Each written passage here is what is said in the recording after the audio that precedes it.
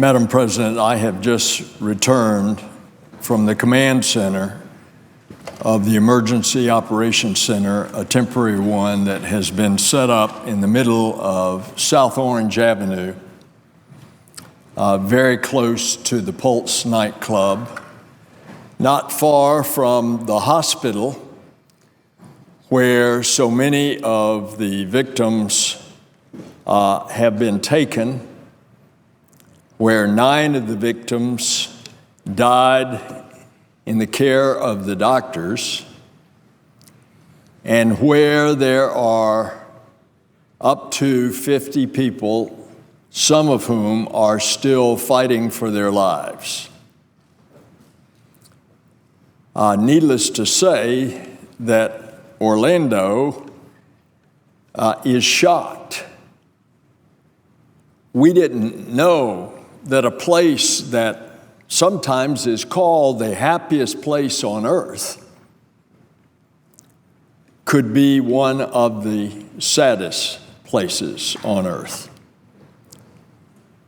Indeed, the morning's Orlando Sentinel, the entire front page is dedicated to a statement by the paper entitled, "Our Community Will Heal."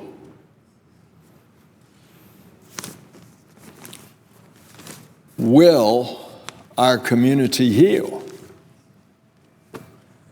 Well, certainly in what we see with the long lines snaking around the block at the blood donation center, where it is literally going around what would be the length of 2 blocks. People standing in the hot sun with umbrellas to donate blood. That says something about how the community will heal.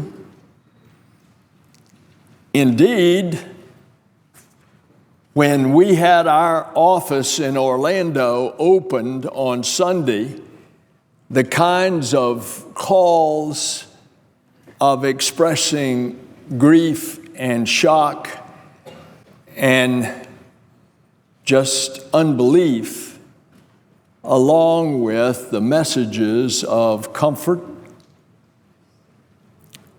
that's been quite a contrast to the 95% of the hundreds and hundreds of calls that the Orlando office has received today. 95% of those calls have been hateful. What does that say about us as a nation? Will we, in fact, heal? What does it say about us as a nation deep inside? Where have we lost the teachings in almost all the major religions, clearly in the Holy Scriptures of the Old Testament, clearly in the New Testament, and also in the Quran? And you'll recognize these words if I say it in the Old English: do unto others as you would have them do unto you. Put it in modern English, that is to treat others as you would want to be treated. And yet, what we find is that in our society today, there are folks that want to divide instead of unify. And this killer is a good example. I've spent 2 days with the FBI. I've been on the phone. I've talked to the Secretary of Homeland Security. I've talked to our intelligence community. It is this senator's opinion that once the dots are completely connected, and they are being rapidly connected, the FBI is doing a great job. They are the lead in Orlando. By the way, you talk about something good. What about the cooperation, the coordination, almost seamless between local and state and the federal governments, all represented down there in that command center, all represented as a number of us went in front of the assembled cameras. It's seamless. That's a good thing. That's unity. That's how we do things in America.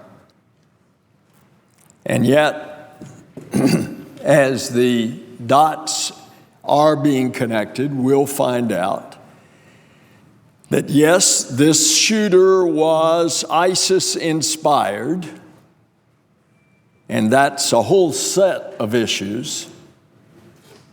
And how are we going to protect ourselves in the future? But we're also going to find that this shooter was inspired by hatred. And we're going to find that that hatred was directed, as his father has already said in interviews, toward the gay community. And so here again, we have another terrible tragedy. I've had a number of calls from our fellow senators. One of those calls came from Richard Blumenthal.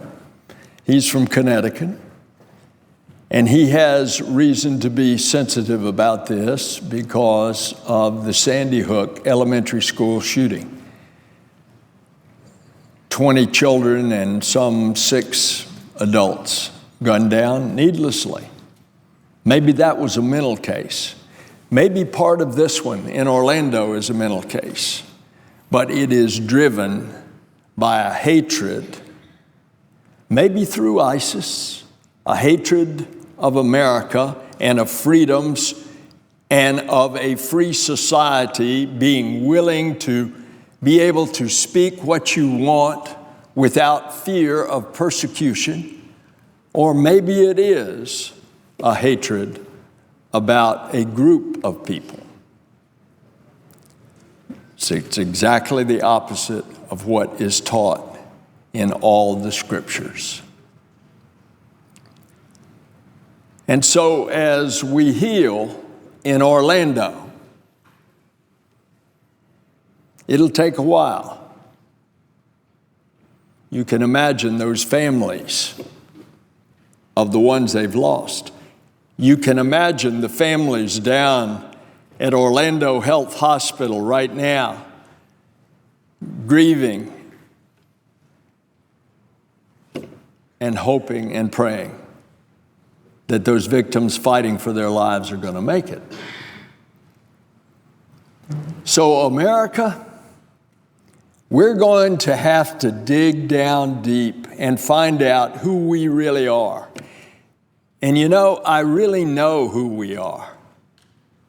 We are a character of a people that is compassionate and generous and kind and respectful. We are, as Americans, we are ladies and gentlemen. We can express ourselves, as has been the tradition on the floor of this Senate. In the heat of political debate, we can sharply differ, but we can be respectful of the other fellow's point of view. That's America.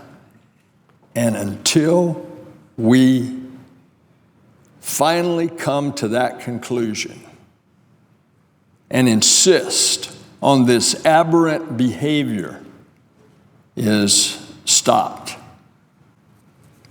until that happens, we will still be grieving. Madam President, I yield the floor.